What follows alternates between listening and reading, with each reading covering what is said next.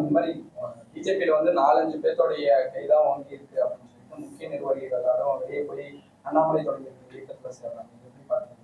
இந்த கட்சிக்குன்னு ஒரு செயல் திட்டம் இருக்கு, ஒரு சிஸ்டம்னு ஒண்ணு இருக்கு. அதாவது கட்சியினுடைய முக்கிய முடிவுகளை எடுப்பதற்கு ஒவ்வொரு மாநிலத்துல மட்டும் இல்ல, இங்க கூட மாவட்டத்துல ஒரு கோர் கமிட்டி வச்சிருக்காரு மாவட்ட தலைவர். மாவட்டத்துல கோர் கமிட்டின்னு ஒண்ணு இருக்கும். அதுல வந்து பொதுச் செயலாளர்கள், அந்த மாவட்டத்தோட முக்கிய நிர்வாகிகள், இவங்க எல்லாம் சேர்ந்துதான் முடிவுகள் எடுப்பாங்க. அந்த மாதிரி மாநிலத்துல உண்டு, தேசியத்திலயும் உண்டு. அதனால 4-5 பேர் தான் அப்படின்னு சொன்னா அந்த 4-5 பேரும் இன்னும் கூடுதலா இருக்கவங்களோட சேர்ந்துதான் முடிவுகள் எடுக்கிறாங்க. அது இங்கிருந்து சென்று இருக்கக்கூடிய நிர்வாகிகளுக்கும் தெரியும். ஏன்னா ஒரு தனிநபர் அப்படிங்கிறது இந்த கட்சியில வழக்கமா ஒண்ணு சொல்லுவாங்க, பிரசிடென்ட் பிரசைட்ஸ், தலைவர் தலைமை ஏற்பார். ஆனா அந்த கமிட்டி டிசைட் பண்ணும், குழு சேர்ந்து எடுக்கிற முடிவுகளை. பிகாஸ் ஜனநாயக ரீதியா எங்கிற கட்சி ஒரு தனிநபரை வைத்து எங்கிற கட்சி கிடையாது. அதனால குழுவாக சேர்ந்து முடிவெடுப்பவர்கள். அதை எல்லாருமே ஒரு தடவை அவங்களுக்கு என்ன வித்தியாசம் வருதோ அதெல்லாம் இங்க கூட பாத்தீங்கன்னா மாவட்டத்துல எல்லாரும் கருத்து சொல்லுவாங்க.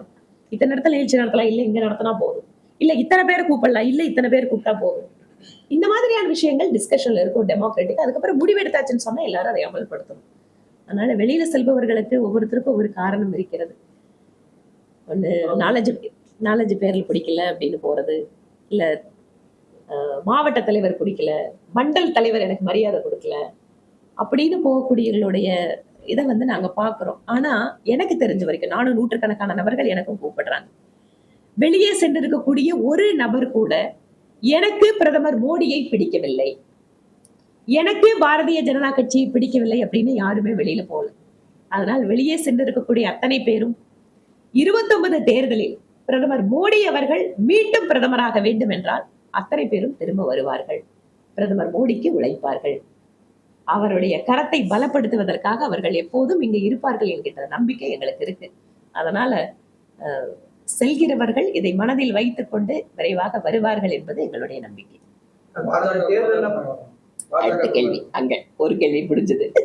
கடந்த தேர்தல்ல பாத்தீங்கன்னா எம்பி எலெக்ஷன் வந்து 11% ஓட்டு திருப்பூர் மற்ற பகுதியில் தான் வாங்கியிருந்தோம். இப்பவும் அதிமுக கூட்டணியில் இருக்கும்போது அதே சதவீதம் தான் ஓட்டு வாங்கியிருக்கோம். இப்ப அதிமுக ஆதரவாளர்கள், அதிமுக ஆளுநர்கள் யாருமே பிஜேபிக்கு ஓட்டு போடலைங்கிற மாதிரி தான் இருக்கு.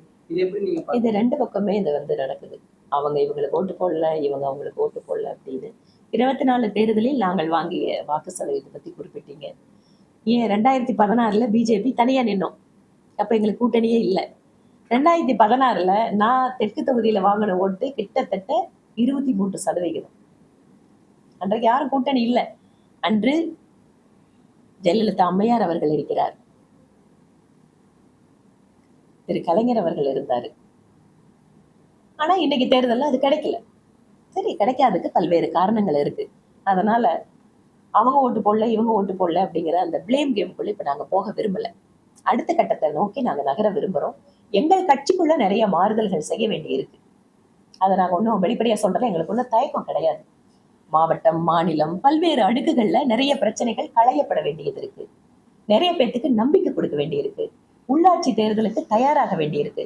அதனால இந்த பணிகளை எல்லாம் நிச்சயமாக வேகமாகவும் திறந்த மனதோடும் இந்த கட்சி அதை வந்து அணுகும்.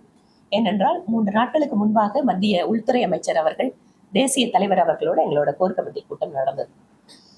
அப்போ ஓட்டு பர்சன்டேஜ் பத்தி வரும்போது நாங்க ஒரு விஷயத்த சொன்னோம், இந்த தேர்தல் எவ்வளவு அப்படின்னு சொன்ன போது திரு அமித்ஷாஜி அவர்கள், வாக்கு சதவிகிதம் நல்லாதான் இருக்கு, பிஜேபி இழக்கல, நாம போட்டிக்கிட்டது 27 சட்டமன்றத்துல மட்டும்தான், நீங்க அதை மனசுல வச்சுட்டு வாக்கு குறைஞ்சிடுச்சுனால கவலைப்படாதீங்க, உங்களோட முழுமையாக தேசிய கட்சி இருக்கிறது, எந்த மனசஞ்சலமும் இல்லாம கீழே போய் இறங்கி நல்லா வேலை பண்ணுங்க, எல்லா இடத்துக்கும் கட்சியை கொண்டு போங்க, உங்களுக்கு என்ன ஆதரவு வேணுமோ நாங்க கொடுக்குறோம், நீங்க கூப்பிடுங்க, அடுத்த மாசமே நாங்க வரோம் அப்படின்னு சொல்லி அனுப்பிச்சிருக்காங்க. அதனால் அவருடைய செய்தியை இந்த ஊடகத்தின் வாயிலாக கட்சியினுடைய ஒவ்வொரு தொண்டர்களுக்கும் பகிர்ந்து கொள்வதில் நாங்கள் மகிழ்ச்சி அடைகிறோம். முழுமையாக பிரதமர் மோடி அவர்களும் திரு அமித்ஷாஜி அவர்களும் தேசிய தலைமையும் தமிழக பாஜகவின் பக்கம் நிற்கிறார்கள். அதனால இதுல எந்த மாற்றமும் இல்லை. தமிழக பாஜகவுக்கு கிளைகள் இல்லை. தவிர்க்க முடியாத தம்ப்நெயில்ஸ், கலக்கலான கண்டென்ட்ஸ், சினிமாவும் சீரியஸ் பிரச்சனைகளும், பல வருடங்கள் இடைவெளிக்கு பிறகு இந்த படத்துல ஒரு கலகலப்பும் கைகலப்பும் me too love you. Thank you. அவருக்கு அந்த மாஸ் ஏத்துறது இருக்குல்ல, போயிட்டே தான் இருக்காரே தவிர பிரேக்கே இல்லாமல் பிரேக்கிங் நியூஸ் சொல்லும் தந்தி டிவி ஆப். இன்ஸ்டா தலைமுறை வரை இறங்கி அடிக்கும் தந்தி டிவியின் டிஜிட்டல் எக்ஸ்க்ளூசிவ். அது தண்ணிக்குள்ள போகும்போது ஹேங் ஆயிடுச்சு. உங்களுக்கு விஜய் சார் எந்த அளவுக்கு ரொம்ப பிடிக்கும்? Of course, Malayalis are huge Vijay sir fans. ரெண்டு பேருமே ரொம்ப பிடிக்கும் எனக்கு. தந்தி டிவி ஆப்பை இலவசமா டவுன்லோட் செய்யுங்க. ஃபாலோ பண்ணுங்க, சப்ஸ்கிரைப் பண்ணுங்க, என்ஜாய் பண்ணுங்க.